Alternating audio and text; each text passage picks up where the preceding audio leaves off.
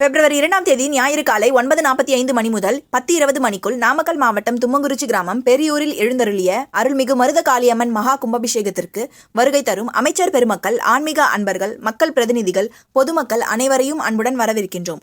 இங்கனம் விழா குழுவினர். பிரியன், தாவேகா இந்த இணைப்புகள் அடுத்தடுத்த கட்ட நகர்வுகளுக்கு பிறகு எதை நோக்கி நகரும்னு நினைக்கிறீங்க? இனி தமிழக அரசியல் களம் எப்படி இருக்கும்னு யூகிக்கிறீங்க? இல்ல, அதை ஒரு வலுவான ஒரு எதிர்கட்சியாக அவர் இப்பதான் தன்னுடைய களப்பயணத்தை பரந்தூர்ல இருந்து ஆரம்பிச்சிருக்காரு. அவர் இன்னும் 120 மாவட்டங்களுக்கு நிர்வாகிகள் போட வேண்டிய அவசியம் இருக்கு.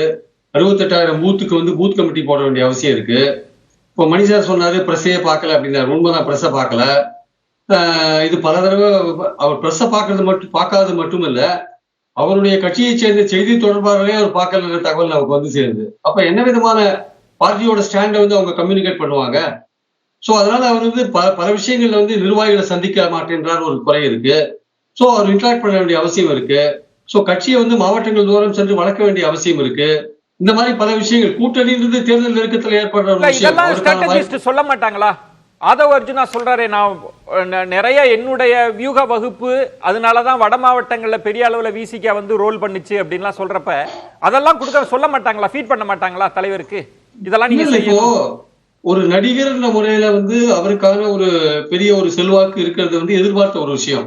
ஆனால் ஒரு கட்சி தலைவராக அவருக்குள்ள செல்வாக்கு இன்னும் சோதிக்கப்பட வேண்டிய ஒரு விஷயமா இருக்கிறத நம்ம பாக்குறோம். அவருக்கு வட மாவட்டங்கள்ல செல்வாக்கு இருக்குன்னு நீங்க சொல்றீங்க. அந்த கூட்டத்தை அன்னைக்கு சேர்ந்த கூட்டம் ஒரு பிரமிக்கத்தக்க ஒரு கூட்டம் தான். ஆனா அந்த கூட்டம் எல்லாம் ஓட்டாகுமான்ற ஒரு பாயிண்ட் இருக்கு. உதாரணமா அவர் நடந்து கொண்டுள்ள முறையில ஒரு அரசியல் தலைவரா எப்படி நடந்துக்கிறார் அப்படின்ற ஒரு விஷயத்துல தான் நம்ம பார்க்க வேண்டிய அவசியம் இருக்கு. அதாவது பாத்தீங்கன்னா, பெரியாரை பத்தி இன்னைக்கு சீமான் விமர்சனம் பண்றாரு. பெரியார் அவருடைய கொள்கையை வழிகாட்டியா வச்சிருக்காரு விஜய். ஏன் இது வரைக்கும் வாயை திறந்து ஒரு வார்த்தை பேச மாட்டேங்கிறார் விஜய்? கொள்கையை வழிகாட்டியா நீங்க பெரியாரை வச்சிருக்கீங்கல்ல, அப்படி வச்சிருக்கும் போது சீமான் இது மாதிரி அவதூறு பேசிட்டு இருக்காரு பெரியாரை பத்தி. ஏன் நீங்க வாயை மூடிட்டு இருக்கீங்க? அதற்கான பதில நீங்க சொல்லுங்க. அது நீங்க சொல்லலைன்னா அப்புறம் எப்படி பெரியாருடைய தொண்டர்கள் எப்படி உங்களை ஆதரிப்பாங்க? அவரை வழிகாட்டியா வச்சு நீங்க என்ன பிரயோஜனம்? என்னுடைய பாயிண்ட் என்னன்னா, விஜய் என்கிற நடிகர் அரசியல் தலைவராக அந்த டிரான்ஸ்பர்மேஷன் இருக்குல்ல, அதற்கான அந்த டிரான்ஸ்பர்மேஷன் நடந்துட்டு இருக்கு. இன்னும் முழுசா ஒரு அரசியல் தலைவரா வரல. அவர் களத்துல குதிச்சு மக்களை சந்திச்சு மக்களுடைய பல்ச பாக்குறதுக்கு ஆன நேரம் இன்னும் வரல. அது எவ்வளவு சீக்கிரம் அந்த விஷயங்கள் அவர் குதிக்கிறாரோ அந்த அளவுக்கு அவருக்கான வாய்ப்புகள் 2026ல ஓபன் ஆகும். இல்ல, நான் ஒரு ஸ்டாராவே இருக்கேன், எலெக்ஷனுக்கு 2 மாசம் முன்னாடி வருவேன், என்ன பார்த்த உடனே மக்கள் ஓட்டு போட்டுருவாங்கன்னு போனாருன்னா அது அவருக்கு தோல்வியைத்தான் கொடுக்கும், பின்னடைவைத்தான் கொடுக்கும். அக்னீஸ்வரன், ஆர்பி உதயகுமார் அவர்கள் இந்த நிகழ்வு நடந்து கொண்டிருக்கிற இந்த தருணத்தில் அவர் சொன்ன ஒன்று, இபிஎஸ் அவர்களை முதல்வர் வேட்பாளராக ஏற்றுக்கொள்கிற எந்த கட்சிக்கும் நாங்க சிவப்பு கம்பளம் விரித்து நாங்க வரவேற்கிறோம் அப்படின்ற, அதை எப்படி புரிஞ்சுக்கிறது? தாவேக்காவை எனக்கு சக்தியா பாக்குறீங்க, ஆனா முதல்வர் வேட்பாளர்னு ஏத்துக்கிட்டு வரணும்ன்றதுதான் உங்க பாயிண்ட். இது அந்த கட்சியினுடைய நிலைப்பாடு. ஆனால் இங்கே திமுக தொடர்ந்து நாங்கள் 3 அடுக்கு வெற்றியை பெற்றோம், கொள்கை கூட்டணியாக இருக்கிறோம் அப்படின்னு அவங்களுக்குள்ள 1000 கருத்து முரண்பாடுகள் இருந்தாலும் வெளியில் அது சொல்லிக்கிறாம அமைதியாகவே இருந்து எப்படி வெற்றி பெறணும்ன்ற ஒரு இலக்கை நோக்கி பயணிக்கிறாங்கல்ல. ஆனால் அந்த திமுக ஆட்சியை அகற்றணும் அப்படின்னு நினைக்கக்கூடிய எல்லாருமே தனித்தனியாக நின்றுகிட்டு திமுக மட்டுமே குறை சொல்லிட்டு இருந்தா எப்படி நீங்கள் அவர்களை அகற்ற முடியும்? அதுதான் என்னுடைய கேள்வியா இருக்குது. கூட்டணி சேரணும். நீங்க உடனே கேட்பாங்கன்னா 1.5 வருஷம் இருக்கு, அது 1.5 வருஷம் கிட்ட 2.5 வருஷம் கிட்ட அது முக்கியம் இல்லை. நீங்கள் இப்பொழுதே உங்கள் கொள்கையை சொல்லி நீங்கள் இணக்கமான ஒரு போக்கை கொண்டு வரணும். இது ஒண்ணு. இன்னொன்னு, கலைஞர் அவர்கள் இருக்கிற போதும் அம்மையார் ஜெயலலிதா இருக்கிற போதும் இத்தனை கட்சி வந்துச்சா? வரல. ஏன் தெரியுமா? அவர்கள் எல்லோருக்குமான கட்சியே அங்கு புதிய இளைஞர்கள் வாய்ப்பு கொடுத்தாங்க. நீங்க 2026 சட்டமன்ற தேர்தல சார் 6,39,00,000 வாக்காளர்கள், அதுல புதிய வாக்காளர்களாக சேர்ந்திருக்கக்கூடிய இளைஞர்கள் 1,19,00,000. அந்த 1,19,00,000 சமூக வலைதளத்தை மட்டுமே நம்பி இன்னைக்கு புதிய கட்சிகள் நிறைய அப்படி உருவெடுத்துட்டு இருக்கு. சோசியல் மீடியா மட்டுமே நம்பி வர்றாங்க. அதான் உண்மையும் கூட. அதனாலதான் இன்னைக்கு திரு ஆதவ் அர்ஜுன், திரு சிடிஆர் நிர்மல்குமார் அவர்களுக்கெல்லாம் இந்த வாய்ப்பு கிடைக்குதுன்னா அதனாலதான் கிடைக்குது.